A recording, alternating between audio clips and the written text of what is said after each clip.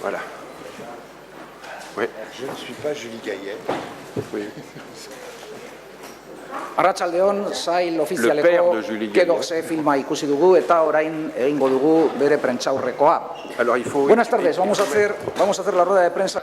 On va commencer la conférence de presse de Quai d'Orsay. Nous avons parmi nous le directeur Bertrand Tavernier et le producteur Frédéric Bulan. Ils sont prêts. Est-ce que vous m'écoutez, monsieur Tavernier? C'est bon? Tout à fait, tout à fait.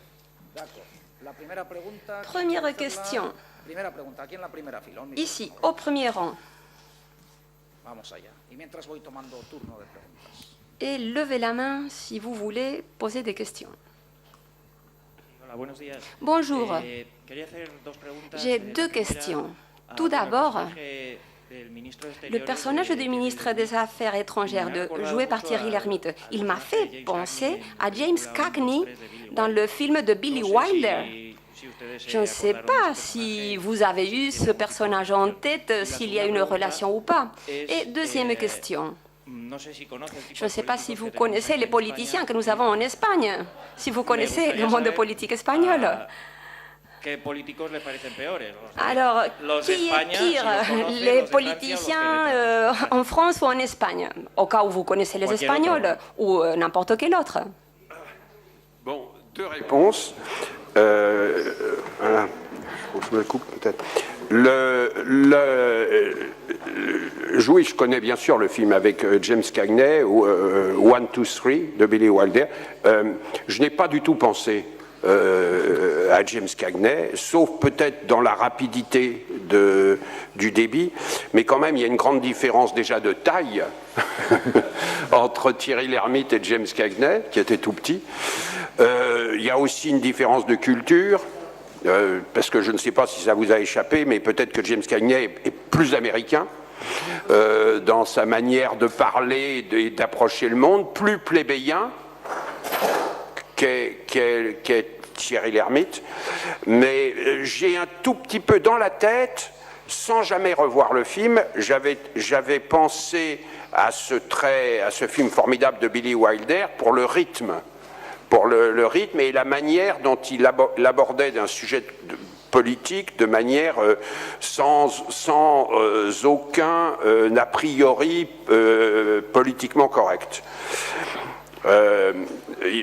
La deuxième question, j'ai déjà du mal à m'y retrouver dans les hommes politiques français. Donc, je dois avouer, et j'en suis vraiment désolé, une ignorance assez complète pour les hommes politiques espagnols. Je ne connais pas, je connais que ce que je vois transparaître parfois dans la presse française, mais on parle généralement du Premier ministre, ou on parle quelquefois de déclarations du ministre de la Culture qui sont plus ou moins aberrantes, dont on dit qu'elles sont disons, assez médiocres et qui ne relèvent pas vraiment d'une connaissance de la culture, mais ça, il y a la même chose dans la Commission européenne. Hein, c'est là-dessus, voilà. Donc, je peux malheureusement pas vous répondre sur les hommes, mais je vous dis, déjà ça me prend du temps d'essayer de me retrouver dans la conduite des hommes politiques français.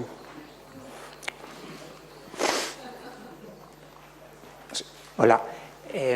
Bonjour. Dominique de Villepin avait déjà été parodié dans un autre film français, La Conquête, il y a 2 ans. Je ne sais pas, qu'est-ce qu'il a, Dominique de Villepin, pour être devenu un objet, duquel se moquer? D'abord, dans La Conquête, je ne peux pas dire qu'ils étaient parodiés, mais tous les hommes politiques français de droite figuraient dans ce film. Donc il en faisait partie, vu qu'il était un des opposants à Sarkozy. Donc c'est normal qu'il fasse partie de ce film. Mon approche, moi, est tout à fait différente, parce que dans La Conquête, on ne le voyait jamais travailler. On voyait juste en train de dire des phrases contre Sarkozy, Voilà. Moi, le propos est différent. Et deuxièmement, qu'est-ce qu'il a Dominique de Villepin n'est guère que l'auteur du plus beau discours, enfin l'auteur, la personne qui a dit le plus beau discours devant les Nations Unies, qui est l'un des moments les plus formidables de la vie diplomatique française.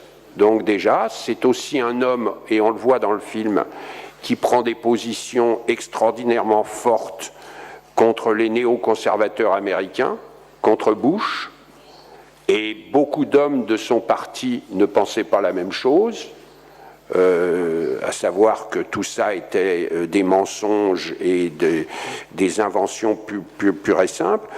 Et c'est aussi quelqu'un qui, pendant quelques années, a ramené la paix en Afrique en évitant une guerre civile.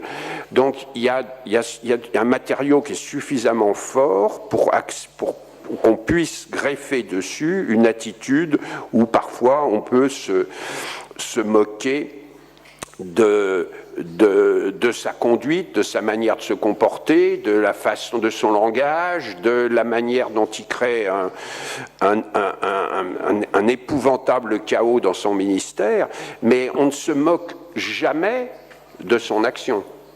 Jamais. Le film n'est jamais, ne va jamais dire que ses prises de position sont imbéciles, tout ça. Parfois, il les exprime de manière emphatique. Mais même quand il exprime des choses de manière emphatique, il y a quelque part des idées intéressantes. Quand il dit l'Europe, ça ne devrait pas être des calculs d'usuriers, ça devrait être une vision et des symboles. Voilà, ça me semble plus intéressant que ce que dit M. Barroso à l'heure actuelle. Hola, buenos días. Bonjour, j'ai trouvé votre film magnifique, l'œuvre d'un maître intelligent comme vous êtes. Votre film m'a parlé de l'ignorance aussi. Elle m'a fait penser à beaucoup de gens qui sont en train de gérer la destinée des hommes, mais qui ne savent rien de rien, qui sont des ignorants. Je ne sais pas si, à côté de la politique, peut-être vous vouliez aussi transmettre cette idée. C'est sûr que l'ignorance est une énorme dictature et qui a beaucoup d'adeptes. Mais dans le film, là où je ne serais pas d'accord, je rappelle quand même aussi, après toutes ces questions, que le film aussi est une comédie, hein, que j'espère qu'on peut rire, et qu'il y ait une forme d'ironie, de drôlerie à l'intérieur de ça, mais parce que toutes les questions sont extraordinairement sérieuses et j'ai l'impression d'avoir fait un éditorial d'un journal, ce qui n'est pas quand même complètement le cas. Mais là où je m'oppose à vous, et je pense que je m'excuse malgré tous les compliments dont vous m'avez, c'est que les personnages dans le film ne sont pas ignorants. Je pense que le chef de cabinet que joue Nils Arestrup est quelqu'un qui en sait plus que vous, que n'importe qui d'entre vous, sur tous les dossiers qui se passent à l'heure actuelle dans le monde. Je pense que la personne qui s'occupe du Moyen-Orient est plus intelligente et plus forte que la majorité des journalistes politiques. Et d'ailleurs, ils n'arrêtent pas de le dire. Il a dit, là, les journalistes sur l'Afrique, ils sont complètement cons, ils ne sauront pas du tout... voilà, bon.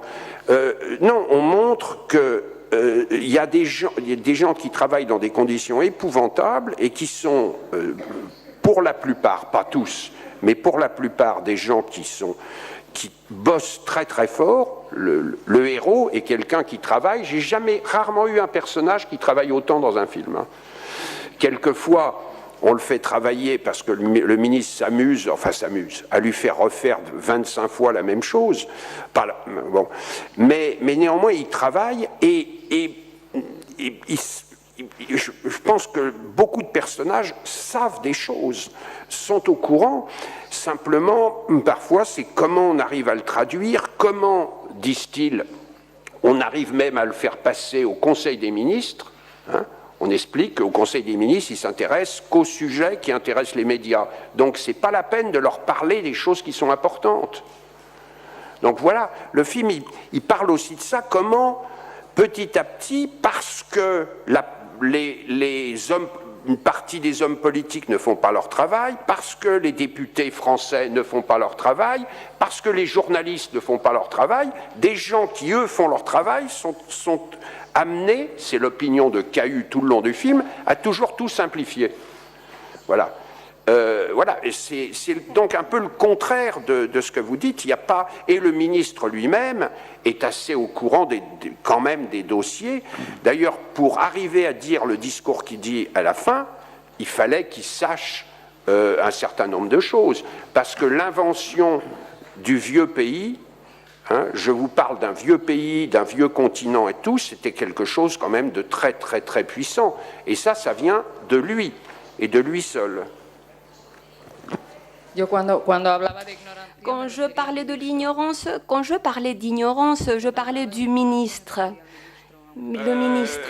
Je ne sais pas si j'arriverai. Lui, il est dans un autre monde. Il est autiste plutôt qu'ignorant. Il ne voit pas comment les gens travaillent autour de lui. Il provoque des tornades toujours. Il regarde jamais les effets de ses actes. Mais c'est un obsédé qui veut arriver à un but. Alors de manière parfois complètement ridicule, en fatigue, délirante. Et en changeant d'avis très souvent, mais un but qui est quand même... parce qu'il y a un point sur lequel il ne change jamais, c'est que Bush fait une connerie noire. Ça, il ne change jamais là-dessus. Donc, d'une certaine manière, il était moins ignorant, ou moins cynique, ou moins criminel que Tony Blair. Et j'ai plus de respect pour lui que j'en ai pour Tony Blair.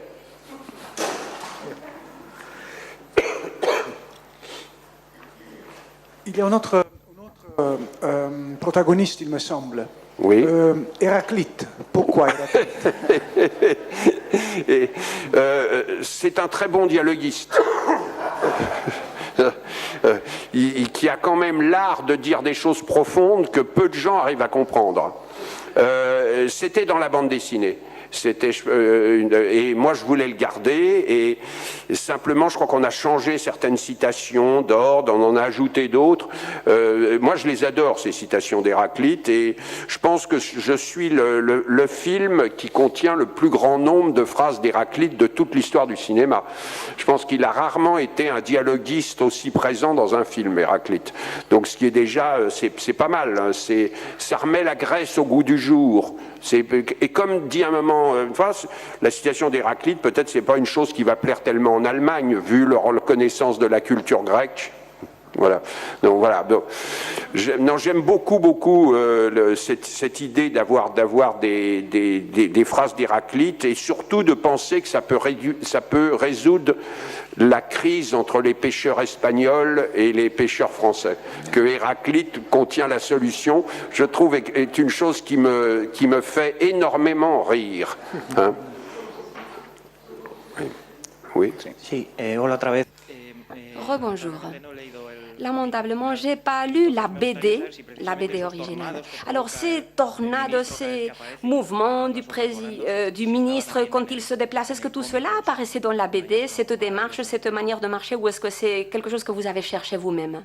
J'ai cherché une démarche qui ne copie pas la BD, parce qu'on voit pas tellement le mouvement dans la BD. Dans la BD, quand il marche, il se démultiplie. Chose que je pouvais faire avec des effets spéciaux, mais je trouve que c'était plus intéressant de trouver un équivalent, alors qui est suggéré dans la BD, mais pas totalement traité.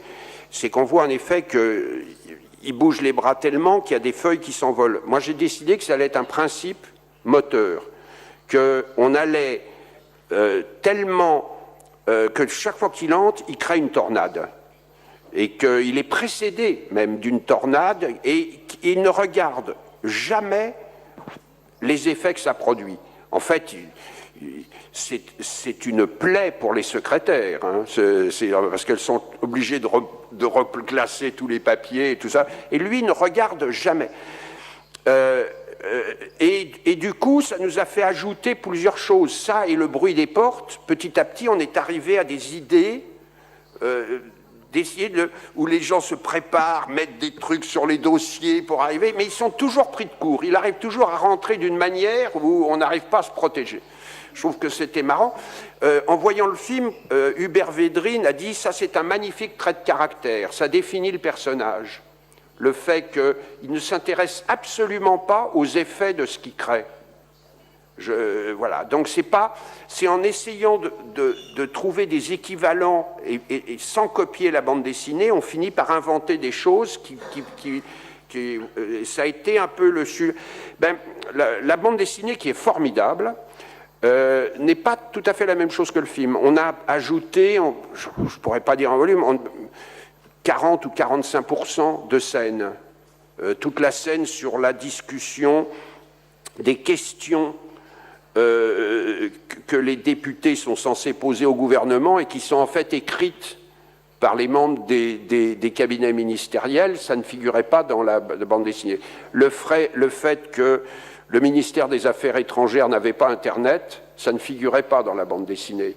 La rédaction du dernier discours de l'ONU, ça n'y était pas dans la bande dessinée. C'est une chose que j'ai demandé à Antonin et qu'on a écrite tardivement d'ailleurs dans le scénario.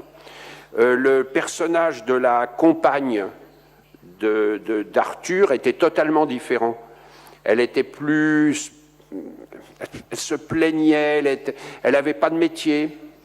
Moi, j'ai voulu que le personnage soit le contraire. Je voulais que ce soit un personnage vif, drôle, sexy, qui soit exactement l'égal d'Arthur et qui se moque de lui parfois, qui nous permette de prendre une distance comme ça. Et puis, je voulais qu'elle ait un boulot, ce qui nous permettait de filmer une autre France que le Quai d'Orsay. La France d'une cour de récréation, dans une école, dans un endroit difficile, où elle bosse avec des élèves qui appartiennent à plein d'ethnies différentes. C'est tout d'un coup, on a une France populaire, une France... Et je voulais qu'il y ait une vraie histoire d'amour entre les deux, et je trouve que l'alchimie qui passe entre Raphaël Personnaz et Anaïs de Moustier fait qu'ils forment un couple tout à fait merveilleux, et un couple auquel on croit dès la première seconde. Vous savez, c'est très dur au cinéma d'imposer un couple qui existe avant que le film ait commencé. C'est facile de créer une rencontre, de voir des gens qui tombent amoureux, mais de créer un... Et là, il y avait une telle alchimie entre les deux acteurs qu'ils me donnent l'idée qu'ils sont un couple dans les 15 premières secondes. On a l'impression qu'ils vivent ensemble, ils savent comment se moquer l'un de l'autre, comment... voilà. Et ça, pour moi, c'était important. C'est toutes les choses que j'ai voulu... ajouter un peu à la bande dessinée avec l'accord des auteurs, on a écrit le scénario ensemble, et par contre supprimer des références graphiques à Star Wars qui étaient des choses qui me semblaient explicatives dans un film, que quand il pense au ministre, il imagine Dark Vador. Moi je préfère rester sur le visage de Raphaël Personnaz et de laisser le public imaginer ce qu'il pense, plutôt que de lui imposer une vision qui me semble une vision trop forcée. Hola, buenas tardes. Bonjour. Je vérifie que pour faire le film, vous êtes allé au Quai d'Orsay. Oui, on a tourné au Quai d'Orsay, je confirme. Sí, también desde luego. Oui, c'est vrai, je l'ai lu à la fin de le générique. Est-ce que le Quai d'Orsay savait à quoi s'attendre avec ce film, d'une part, et d'autre part, la relation entre le monde de la culture et la politique française, et le gouvernement français, et le monde du cinéma, quelle est la situation dans cette relation? Gouvernement, culture... Alors, oui, ils étaient au courant, évidemment, qu'on tournait au Quai d'Orsay, puisque ça a fait l'objet d'une longue négociation, surtout que les circonstances ont voulu que le Quai d'Orsay était en travaux pendant qu'on a fait le film. Donc, toutes les parois, toutes les vitres étaient bâchées. Il y avait une grande bâche qui recouvrait avec des échafaudages. Donc, ça nous a obligés, nous, à tourner d'abord quand les ouvriers s'arrêtaient, c'est-à-dire à partir de 5 heures du soir. et le week-end, ce qui n'a pas été une facilité, là c'est le producteur qui parle. Par contre, comme j'avais fait une économie sur Héraclite, puisqu'il est dans le domaine public et je n'ai pas eu à le payer, ça a un peu compensé. Mais, alors, évidemment, la bande dessinée est très populaire dans le milieu diplomatique français. Et comme disait Bertrand tout à l'heure au cours d'une interview, c'est vrai que c'est toujours plus facile, quand on est en place, de se moquer de ceux qui étaient avant. Parce qu'on a l'impression toujours qu'on se... Et il y a un autre phénomène qui fait aussi que la politique culturelle française en ce moment, et la crise veut qu'ils ont envie de rentabiliser leur patrimoine. Donc il y a la création d'une agence récemment qui s'appelle l'API en France, qui est chargée de négocier le tournage dans les édifices publics et de faire un petit peu d'argent avec ça. Effectivement, notre présence au Quai d'Orsay, on peut penser qu'on a payé une partie du ravalement. Pour la petite histoire, ça a été une longue négociation parce que je trouvais qu'il demandait vraiment beaucoup d'argent vu les circonstances de tournage. Mais je trouve que par contre, ça c'est une bonne politique de valoriser son patrimoine et de pas censurer. Évidemment, on n'aurait pas pu tourner des scènes pornographiques dedans, mais je pense que voilà. Je ne sais pas si j'ai fait le tour. Et pour la deuxième partie de la question, depuis un certain temps, toute majorité confondue, il y a à peu près un accord entre les gens de la culture et les hommes politiques. Ça a été dans le milieu des années 90 que tout d'un coup cet accord s'est fait au moment du GATT. Il y a eu une prise de conscience que la culture était importante pour le renom d'un pays, mais aussi que la culture créait des emplois. Le cinéma français crée autant d'emplois que l'automobile. Non, je dis ces choses comme ça. Donc on ne parle pas de chiffres. Par un côté paradoxal, les relations ont été meilleures entre le monde du cinéma pendant un moment et le monde politique sous Nicolas Sarkozy qu'au début sous François Hollande, parce qu'un certain nombre de ces ministres, par ignorance et par démagogie, étaient pour la piraterie, étaient contre toute répression des copies des films, ce que les producteurs trouvaient scandaleux. Là. Et au départ, c'est vrai que nos premières rencontres avec François Hollande ont été catastrophiques. Ils ne savaient rien. Rien, ces gens-là, d'ailleurs aussi, c'est la même chose à Bercy, ne savent rien sur le cinéma, ne comprennent pas les mécanismes, ne le voient que par le petit bout de la lorgnette, voient ce que coûte la culture, mais comme je le dis tout le temps, ils ne voient pas ce que coûte l'absence de culture, qui me semble aussi quelque chose de très important, et dont déjà parlait, il était prémonitoire, il faudrait revenir de temps en temps à lui, Victor Hugo, quand il disait « on paye ». Pour éclairer les places publiques, on paye pour mettre des lampadaires dans les squares, on devrait payer aussi pour éclairer les esprits. Les bibliothèques, les écoles valent mieux que les prisons, et on doit développer des bibliothèques, ce sera la meilleure manière de lutter contre les dictatures, contre les croyances les plus dangereuses, ce sera l'éducation et la culture. Et ça, c'est vrai qu'on a un rapport qui est, dans l'ensemble, pas mal, qui s'améliore. Notre rapport le plus difficile, il est avec le ministère des Finances, qui a toujours une sorte de vision très étriquée et très technocratique de la culture. Attention, ça coûte ça.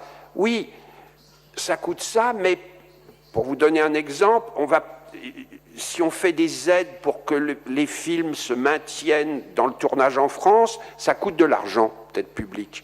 Oui, mais un film qu'on tourne en France, donner un exemple, La Princesse de Montpensier, c'est 1 200 000 € qu'on dépense dans une région. 1 200 000 € où on crée 90 emplois pendant un moment. Donc tout ça, les gens, le technocrate de Bercy, il ne le voit pas. Ils ne le voient pas. Et ils aboutissent à des règles, et récemment il y a eu toute une série de lois idiotes, qui sont que des lois où on peut faire des économies, mais on ne voit pas combien ces économies coûtent cher. Dans un domaine autre que le cinéma, il y a eu la suppression des abattements pour les gens qui viennent travailler dans les domiciles, des personnes âgées, les femmes de ménage, etc. Il y avait un abattement fiscal. On l'a supprimé parce qu'il y avait moins d'impôts qui rentraient.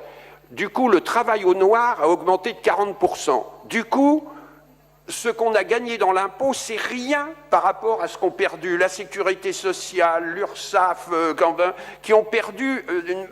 voilà, et dans le cinéma, on doit se battre contre des gens qui ont cette approche-là, souvent complètement étriqués et stupides. Oui, bonjour, je voudrais vous féliciter, évidemment. J'étais aux anges dans la salle, en entendant le public rire.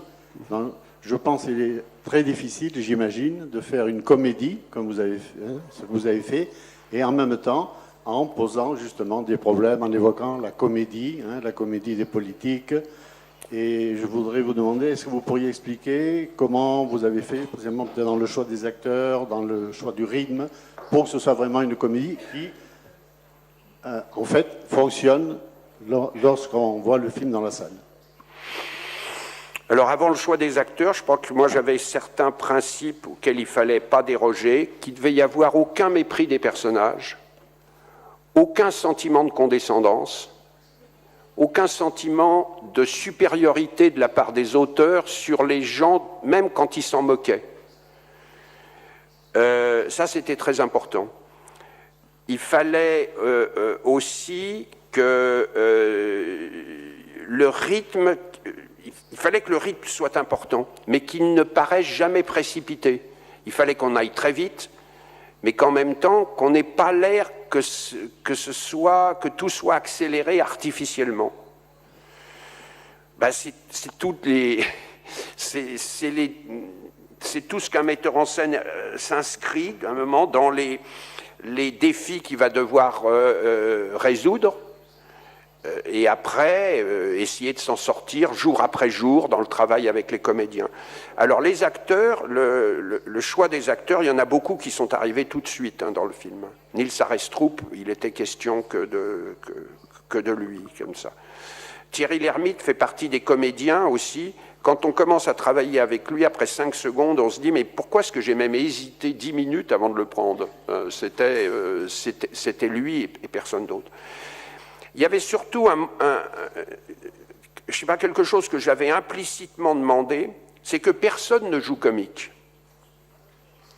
Et c'est une des choses, par exemple, qui a beaucoup touché un de mes anciens complices, le merveilleux acteur Jean Rochefort, qui est sorti du film en disant « c'est magnifique, c'est formidable ». Enfin une comédie où les gens ne jouent pas comique, où les gens jouent sérieusement, ils jouent comme là. D'ailleurs, moi je testais le scénario toujours en me disant « et si je faisais un drame avec ça ?» Eh bien, je changerais le dialogue, mais les scènes, je ne les changerais pas. Elles marcheraient aussi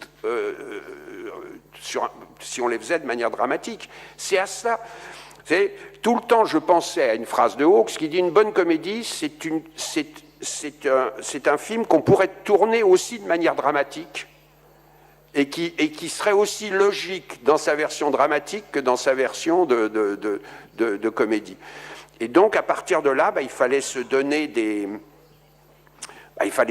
défis, puis essayer de les garder tout un film. Le problème dans un film, c'est pas d'avoir de l'ambition, c'est d'arriver à garder les ambitions et les exigences qu'on a eues pendant tout le temps, quels que soient les impondérables. Voilà. Et là, j'avais une équipe qui m'a beaucoup aidé à les garder, parce que ce tournage, le montage du film aussi, la production, je voudrais un peu aussi remercier Pathé là-dessus, qui ont été... Ça a aussi contribué à faire qu'on a attaqué le film dans la joie la plus complète.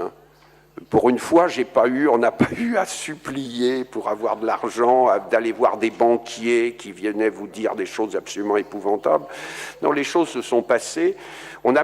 J'ai pu consacrer toute mon énergie au travail avec les comédiens, au rythme et à la justesse du ton du film. ¿Más preguntas, por favor? Allá.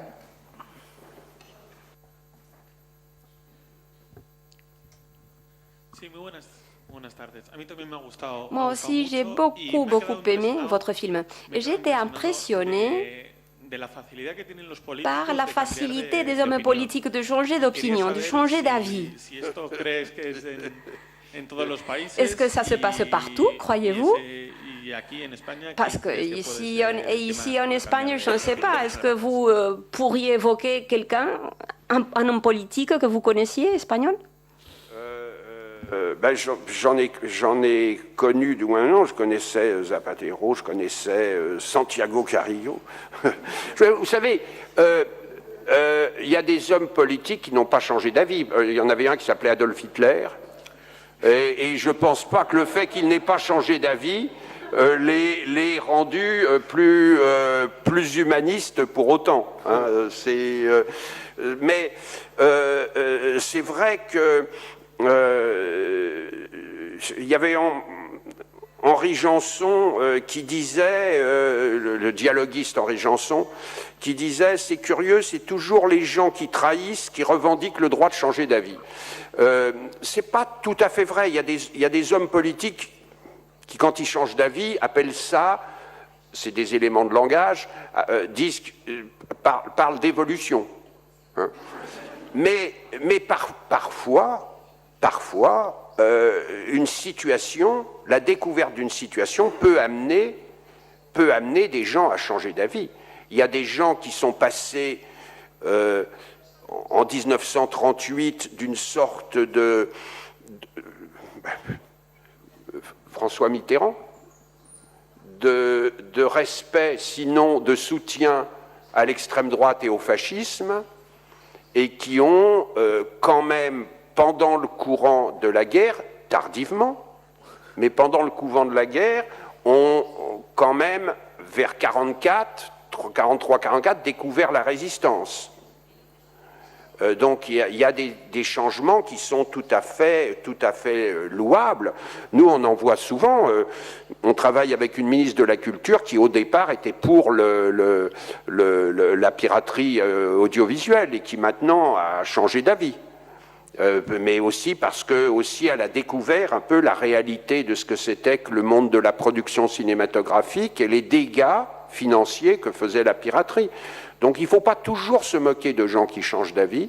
Quelquefois, il peut y avoir de bonnes raisons pour lesquelles ils changent d'avis. Quelquefois, il y en a qui sont d'un opportunisme. Attendez, il y a quelques hommes politiques français qui ont traversé tous les courants, hein, qui sont passés de l'extrême gauche au centre à l'extrême droite, en passant avec une sorte de talent extraordinaire. Hein. Ça, c'est peut-être que c'est la même chose en Espagne. Là, je ne sais pas. Plus de questions? Alguna pregunta más? Galderarik bai? Ez? Eskerrik asko. Merci beaucoup. Merci. Très bien, le retour à la comédie.